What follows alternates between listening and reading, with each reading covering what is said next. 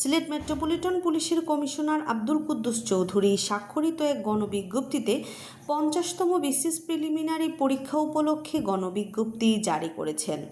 মঙ্গলবার 27 জানুয়ারি গণমাধ্যমে প্রেরিত গণবিজ্ঞপ্তিতে পুলিশ কমিশনার জানান, 50তম বিসিএস প্রিলিমিনারি এমসিকিউ টাইপ পরীক্ষা আগামী 30 জানুয়ারি 2026 খ্রিস্টাব্দ রোজ শুক্রবার সকাল 10 ঘটিকা থেকে 12 ঘটিকা পর্যন্ত মহানগরী এলাকায় 6টি পরীক্ষা কেন্দ্রে অনুষ্ঠিত হবে।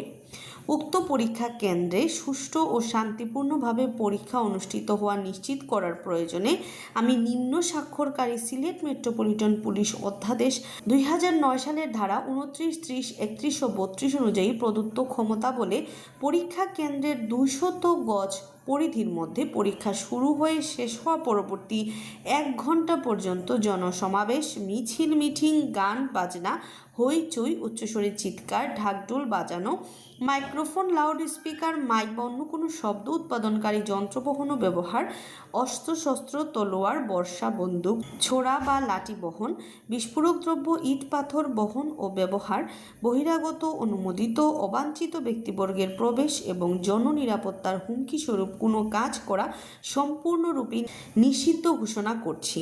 উক্ত পরীক্ষা কেন্দ্রগুলোকে পরীক্ষা চলাকালীন সময়ে অস্থায়ীভাবে সংরক্ষিত ঘোষণা করা হলো।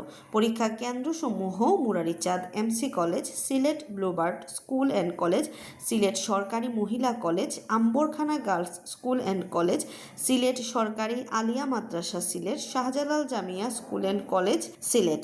এই আদেশ আগামী 30 জানুয়ারি 2026 খ্রিস্টাব্দ সকাল 9 ঘটিকা হতে দুপুর 1 ঘটিকা পর্যন্ত বলবৎ থাকবে। জনস্বার্থে এ গণবিজ্ঞপ্তি জারি করা হলো। আইন অমান্যকারীদের বিরুদ্ধে যথাযথ আইনানুগ ব্যবস্থা গ্রহণ করা হবে। আন্নামা চৌধুরী, সিলেট ভিউ, সিলেট।